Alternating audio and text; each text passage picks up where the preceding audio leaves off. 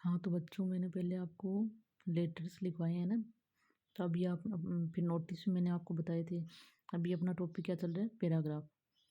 तो पैराग्राफ मैंने पहले भी आपको लिखाया ना, वो सब इम्पोर्टेंट है, वो आपने लिख ही दिए होंगे। ठीक है, अभी अपना आज पैराग्राफ क्या है। पहला पैराग्राफ अपना है इम्पोर्टेंस ऑफ योगा, यानी योगा का महत्व है। योग तो आप सब जानते होंगे ना, योग क्या होता है। तो योग का हमारे जीवन में क्या क्या महत्व है, तो ये भी एक अच्छा टॉपिक है, इम्पोर्टेंट है। ठीक है, तो इम्पोर्टेंस ऑफ योगा, तो आप इसमें क्या करोगे, सबसे ऊपर ऊपर टॉपिक लिखना आपको, इम्पोर्टेंस ऑफ योगा यानी योग का महत्व है।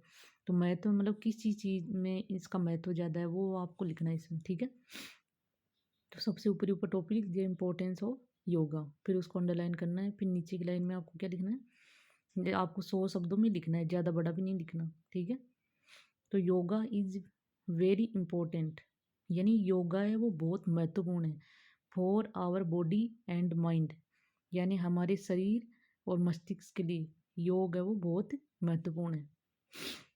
अब इसमें क्या लिखेंगे अपन, वी गेट फिजिकल, यानी हम इससे क्या प्राप्त करते हैं, शारीरिक, स्पिरिचुअल आध्यात्मिक एंड मेंटल एनर्जी, और मानसिक ऊर्जा, बाय मीन्स ऑफ इट, यानी हम इसके माध्यम से हम शारीरिक, मानसिक और आध्यात्मिक ऊर्जा प्राप्त करते हैं। ठीक है, वी इंक्लूड मेडिटेशन, यानी इस हम योग में हम क्या क्या चीज़ों को जोड़ते हैं, क्या क्या चीज़ शामिल करते हैं। मेडिटेशन है, यानी ध्यान, योग है, ध्यान करना। ठीक है, फिजिकल एक्सरसाइज यानी शारीरिक अभ्यास है, and sense organ exercise in it, और इसमें हम देखो योग में हम क्या क्या शामिल करते हैं, ध्यान है, शारीरिक व्यायाम है, प्राणायाम है, इन सब को योग के अंदर शामिल करते हैं। ठीक है, इन क्लियर वर्ड्स, यानी स्पष्ट शब्दों में, इट मीन्स, इसका मतलब क्या है, connecting both body and mind, यानी स्पष्ट शब्दों में इसका मतलब क्या होता है, योग का मतलब कि शरीर और मस्तिष्क को जोड़ना, ये इसका मतलब होता है योग का मतलब। ठीक है, यानी शरीर और मानसिक दोनों एक्सरसाइज होती है इसके माध्यम से, तो इन दोनों को जोड़ना मतलब इस योग का मतलब है। ठीक है, इट हेल्प्स अस, यह हमारी सहायता करता है, live a healthy life style, यह हमें स्वस्थ जीवन पद्धति जीने में हमारी सहायता करता है, एंड बेटर लाइफ, और एक अच्छा जीवन, बेहतर जीवन, फॉर एवर, हमेशा के लिए, यानी यह हमें स्वस्थ जीवन पद्धति और सदैव के लिए श्रेष्ठ जीवन जीने में हमारी सहायता करता है। ठीक है, यानी इसके माध्यम से शारीरिक और मानसिक दोनों तरीके से हमें जोड़ता है, हमारे दिमाग को और शरीर दोनों को, और यह हमें एक स्वस्थ जीवन पद्धति और एक बेहतर जीवन जीने की में सहायता करता है। It is a good practice, और यह एक अच्छा अभ्यास है। इफ वन डज, यदि कोई व्यक्ति करता है, it in A daily life, कि यदि कोई व्यक्ति प्रतिदिन के जीवन में, डेली लाइफ में अगर इसको करता है हमेशा, तो एक अच्छा अभ्यास है। ठीक है, yoga is very safe, yoga वह बहुत सुरक्षित है, and can be practised by anyone any time, कि यदि कोई व्यक्ति इसे अपने जीवन में डेली अपनाता है, तो यह एक अच्छा अभ्यास है। ठीक है, योगा इज, ये वही है कि यदि कोई व्यक्ति, प्रत्येक व्यक्ति अगर इसको डेली करता है अभ्यास, तो यह बहुत ही सुरक्षित है।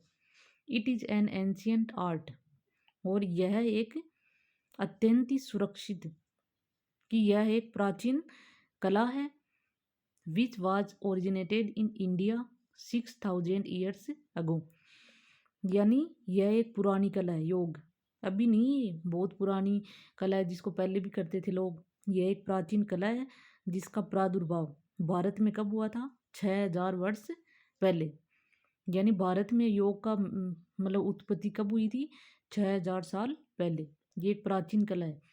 Yoga creates positivity in our mind, कि योगा है वो हमारे दिमाग में क्या उत्पन्न करता है, हमारे मस्तिष्क को क्या बनाता है, सकारात्मकता लाता है, हमारे मस्तिष्क में सकारात्मकता उत्पन्न करता है। योग से हमारे दिमाग में सकारात्मकता आती है। Baba Ramdev has motivated people, कि बाबा रामदेव ने प्रोत्साहित किया है, यानी प्रेरित किया है।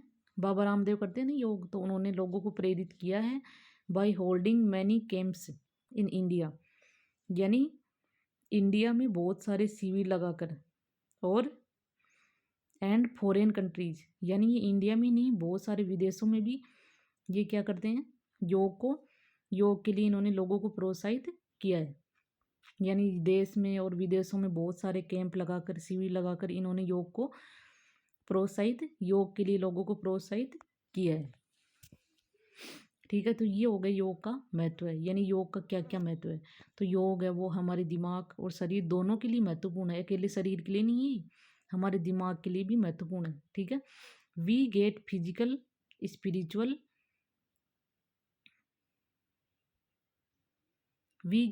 तो इससे हम शारीरिक, मानसिक और आध्यात्मिक हर प्रकार से हमें ऊर्जा प्राप्त होती है। और इसके अंदर क्या क्या आता है, योग के अंतर्गत ध्यान है, शारीरिक एक्सरसाइज है, और जैसे आपके अंगों का भी अभ्यास है, हर अंग का अभ्यास भी होता है इसके माध्यम से। तो इसका मतलब क्या होता है स्पष्ट शब्दों में, कि शरीर और दिमाग, मस्तिष्क दोनों को जोड़ना, और यह हमें एक स्वस्थ जीवन पद्धति अपनाने में सहायता करता है हमारी, और हमेशा के लिए बेहतर जीवन जीने के लिए हमें प्रेरणा देता है। और यह एक अच्छा अभ्यास है, यदि हम इसको डेली अपनाते हैं ना अपने जीवन में, तो यह एक अच्छा अभ्यास है। ठीक है, और योगा वो बहुत सुरक्षित है, और इसको प्रत्येक व्यक्ति को करना चाहिए प्रत्येक दिन डेली। ठीक है, और यह एक प्राचीन कला है जिसको इंडिया में कब लाया गया था, 6000 साल पहले। अब योगा वो हमारे मस्तिष्क में क्या उत्पन्न करता है, सकारात्मकता। अब बाबा रामदेव है, उन्होंने भारत में भी और विदेशों में भी बहुत सारे कैंप लगाकर यानी योग के लिए लोगों को प्रेरित किया है। तो ये भी इम्पोर्टेंट है एक पैराग्राफ। ठीक है, ये भी आप लिख लेना। ठीक है, अब अगला पैराग्राफ अपना कौन सा है, फीमेल फेटिसाइड। फीमेल यानी कन्या, फेटिसाइड यानी भ्रूण हत्या, कन्या भ्रूण हत्या। ठीक है, तो कन्या भ्रूण हत्या भी देखो, ऐसे बहुत सारे लोग हैं, लड़कियों को ऐसे पेट के अंदर ही मार देते हैं, है ना, तो उसको क्या बोलते हैं, कन्या भ्रूण हत्या। एक गर्ल चाइल्ड इन इंडिया, देखो कि भारत में एक लड़की को is religiously given the place of ए गोडेस, कि एक बालिका को भारत में धार्मिक रूप से एक देवी का स्थान दिया जाता है, यानी लड़की को हमेशा से ही एक देवी का स्थान दिया जाता है। Why then has it become essential to launch a social, यानी फिर कन्या भ्रूण हत्या, यानी जब ऐसे इसमें ये क्वेश्चन पूछा कि अगर लड़की को देवी माना जाता है तो फिर इसके विरुद्ध एक अभियान चलाने की आवश्यकता क्यों पड़ी, इसको रोकने के लिए, जब देवी माना जाता है तो मतलब लोगों को सामाजिक और राजनीतिक अभियान चलाने की आवश्यकता क्यों पड़ी इसको रोकने के लिए। ठीक है, कि why then has a become essential, कि फिर आवश्यकता क्यों पड़ी टू लॉन्च ए सोशल और political drive against the female foeticide, फिर कन्या भ्रूण हत्या के खिलाफ सामाजिक और राजनीतिक अभियान चलाने की आवश्यकता क्यों पड़ी, जब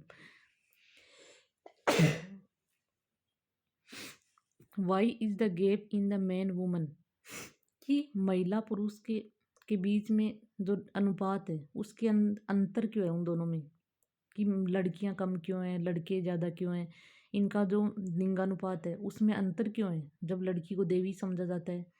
वाइडनिंग ईयर आफ्टर ईयर, यानी वर्ष उपरांत वर्ष, कि हर वर्ष यानी लिंगानुपात कम क्यों होता जा रहा है, लड़का लड़की में अगर भेद ही नहीं है, अगर लड़की को देवी माना जाता है तो लड़का लड़की के बीच में जो लिंगानुपात है वो क्यों कम होता जा रहा है दिन प्रतिदिन, आफ्टर ईयर यानी हर वर्ष। ओब्वियसली यानी स्वाभाविक रूप से, कंजर्वेटिव ट्रेडिशंस यानी रूढ़िवादी प्रथाएं, मॉडर्न मशीन्स यानी आधुनिक मशीनें, फॉर डायग्नोसिस यानी जांच की आधुनिक मशीनें, गवर्नमेंटल इनएक्शंस यानी सरकारी निष्क्रियताएं, वुमेन्स डिपेंडेंस यानी नारी की निर्भरता, यानी स्वाभाविक रूप से रूढ़िवादी प्रथाओं और जांच की आधुनिक मशीनों और सरकार की जो निष्क्रियता वो, और नारी की जो एक दूसरे पर निर्भरता है पुरुषों पर वो, एजुकेशनल बैकवर्डनेस और शैक्षिक पिछड़ापन, ETC have aggravated this problem, उसने इस समस्या को बढ़ावा दिया है। यानी ये समस्या क्यों आई कि जो रूढ़िवादी प्रथाएं हैं कि लड़की तो दूसरे घर चली जाएगी, ये इसका तो मतलब ये वंश नहीं चलाएगी, ये रूढ़िवादी प्रथा ही तो है।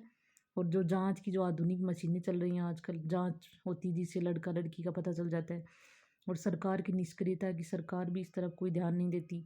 और नारी की जो निर्भरता है पुरुषों पर वो, और लोग हैं वो शिक्षा में भी आगे नहीं है, शैक्षिक पिछड़ापन, इस आदि सब ने मिलकर इस समस्या को बढ़ावा दिया है। ठीक है, अब government should enact stringent laws and implement effectively.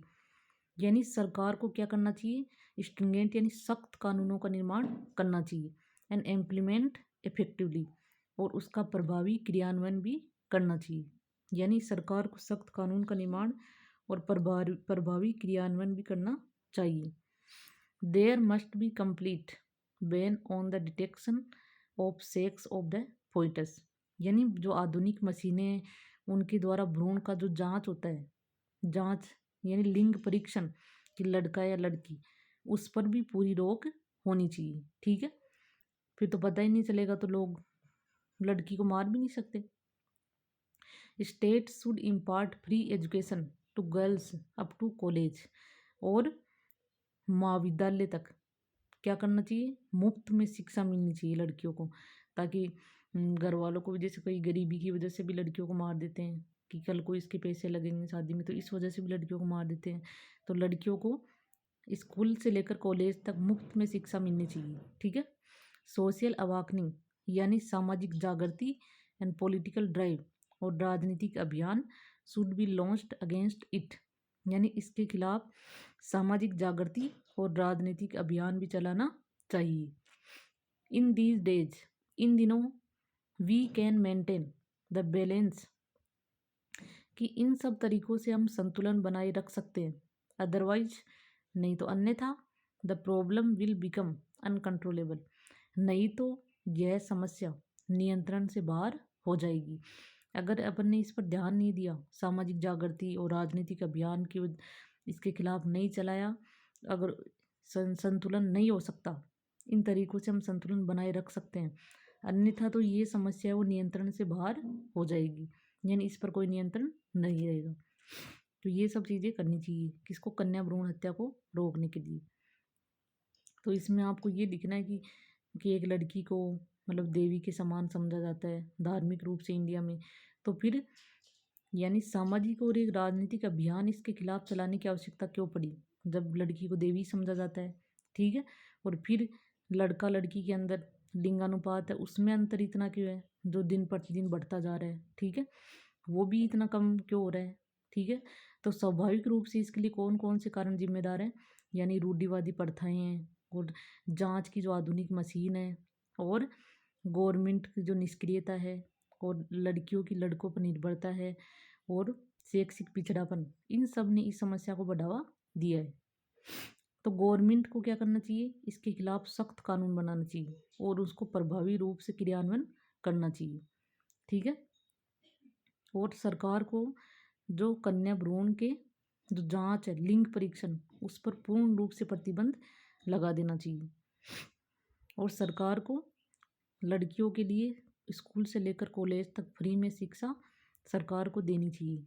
और सामाजिक जागृति और राजनीतिक अभियान चलाकर भी इसके खिलाफ हम इसको रोक सकते हैं। तो इन सब तरीक़ों से हम बैलेंस रख सकते हैं, अन्यथा यह प्रॉब्लम नियंत्रण से बाहर हो जाएगी, यानी इस पर कोई नियंत्रण नहीं रहेगा। तो इसमें देखो बिल्कुल सही लिखा हुआ है, ये चीज़ें आप याद कर लेना। तो ये भी इम्पोर्टेंट है पैराग्राफ। ठीक है, तो ये भी आप लिख लेना और याद भी करना इनको अभी। इस बार आपका पेपर भी जल्दी है ना, तो अभी से पढ़ाई शुरू कर दो आप, मतलब सख्त तरीके से। ठीक है।